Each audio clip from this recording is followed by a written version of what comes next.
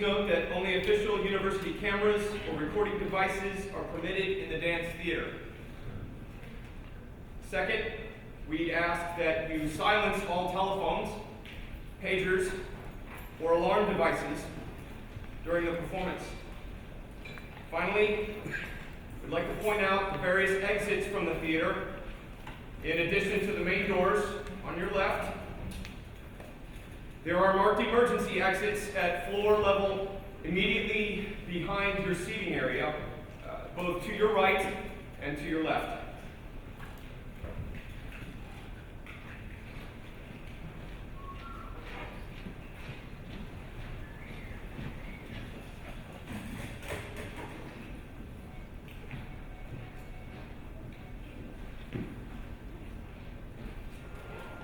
Have you ever seen an old-timey cartoon with a hobo carrying a sack tied to the end of a stick? That nifty little contrivance is called a bindle, and it's where Mr. Hobo keeps all of his vital worldly possessions. There might be a tin of beans and a pack of matches in there, maybe a penknife, a handkerchief, perhaps a pencil, a tattered notebook, and a bottle of hooch. That may seem funny to you, or odd, or even sad, as you think about the many things that you own, have, some of which you use but don't need, some of which you need but never use, and some of which you have the luxury to have forgotten. But there is a method to that so-called madness. Like rolling stones, hobos gather no moss. They are kings of the road, princes of the peripatetic, which are just fancy ways of saying they have to skip town a lot, often on very short notice. That's hard to do if you're trying to drag along your crates of vintage vinyl and your reproduction Eames lounger, but when everything you own fits into a tiny sack, you can breeze out of town before trouble has a chance to come blowing in. Which brings me to my point. When things get sufficiently weird or hairy, you're going to need to think like a hobo. This will be your version of a bindle. It's most commonly called a bug-out bag, though I've also heard it called a good bag. Good stands for get out of Dodge. Or an inch bag, where inch stands for the slightly more apocalyptic, I'm never coming home. Whatever you call your bag, think of it as an umbrella for a shitstorm. Its purpose is to be packed and ready at all times in case you have to skedaddle at a moment's notice, because it contains everything you might need if you have to operate out of it for a few days. Like what, you may ask? Well, the first things are obvious: food and water, enough for 3 or so days. Energy bars, peanut butter, beef jerky, instant coffee, and tea bags are all good choices. 2 ways to start a fire. Nobody wants to eat cold beans. Shelter and bedding. I recommend a tarp because it folds flat, but throw in some rope and an old blanket, and you've got yourself a tent and bed. First aid, medicine, and personal care.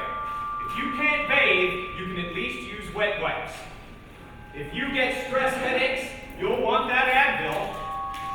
Have asthma? All of the clean socks on the eastern seaboard will do you no good if you didn't bring an inhaler. Clothing, including a change of clothes, a good pair of shoes, a waterproof jacket, and clean underwear and socks. Ladies, there's about a 25% chance you'll need tampons or pads. Gentlemen, throw in a few plain condoms. In a pinch, they can be used to carry water, plus other stuff. You're also going to need a flashlight, a map for navigation, and some way to communicate. A crank radio will keep you updated on important information. A bottle of vodka can be used for both amusement and antiseptic. And like it or not, you're probably going to need a weapon of some kind.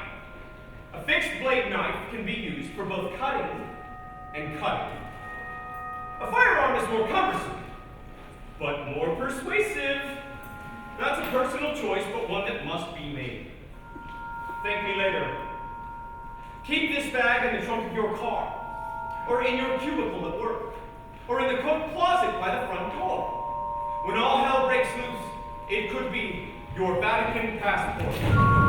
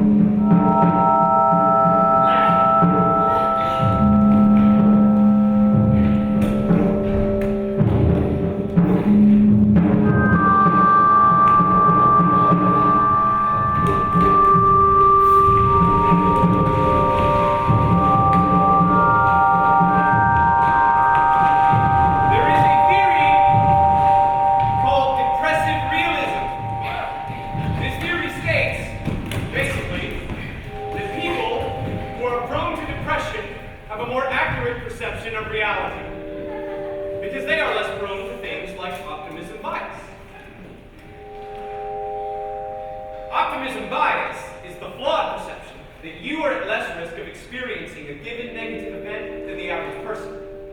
I think by now we've all seen how depressive realism can be an asset. But how does it change you? Well, there is a cost to seeing every situation, each moment of every day, as a potential prelude to disaster. The preparedness you gain can come at the loss of spontaneity. You can lose yourself in moments of pleasure and beauty, or remain vigilant. But not both at once. There is, in truth, the danger of becoming obsessed. There's always a struggle to balance preparedness with paranoia. Before they arrived in Iraq, Major General James Mattis gave a bit of advice to the Marines under his command. Be professional, be polite, but have a plan to kill everyone you meet. That's sound advice for a war zone, but it seems a little robust for a weekend trip to the farmer's market. Then again, that guy over there could have anything in the bed of his pickup.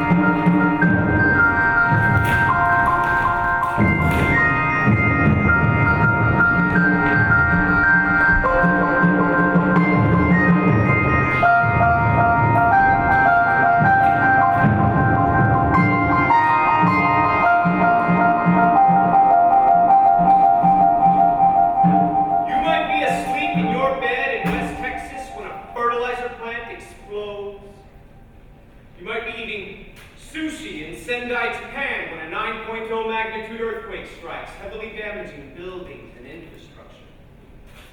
You might have been sipping rum and listening to jazz in New Orleans, a city so sanguine about tropical storms that its namesake drink is the hurricane, unaware that Katrina would be unlike any cyclone you had previously weathered. You might have been anywhere, doing anything in coastal New York or New Jersey when a once-in-a-lifetime hurricane named Sandy blew away your house, flooded your car, or inundated the tubes you used to commute to work.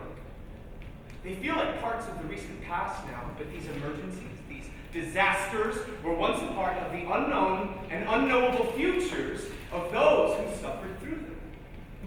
There is a billboard going up around town, put up by FEMA, the Federal Emergency Management Agency. Maybe you've seen it. At the top of the sign are written the words Monday, Tuesday, Wednesday, Thursday, and Friday. Beneath the first 4 days is the same scene repeated 4 times, a neat cottage in a tidy yard beneath a clear, sunny sky. Beneath the word Friday, however, there is a ragged pile of lumber where the house used to be, and a gray, turbulent sky filled with swirling leaves. The bottom of the billboard reads in bold letters, "You never know when the day before is the day before." The agency that shat the bed so spectacularly during Hurricane Katrina is determined never to be caught flat-footed again, and it doesn't want you to be either. Once bitten, twice shy, or as George W. Bush might put it, fool me once, shame on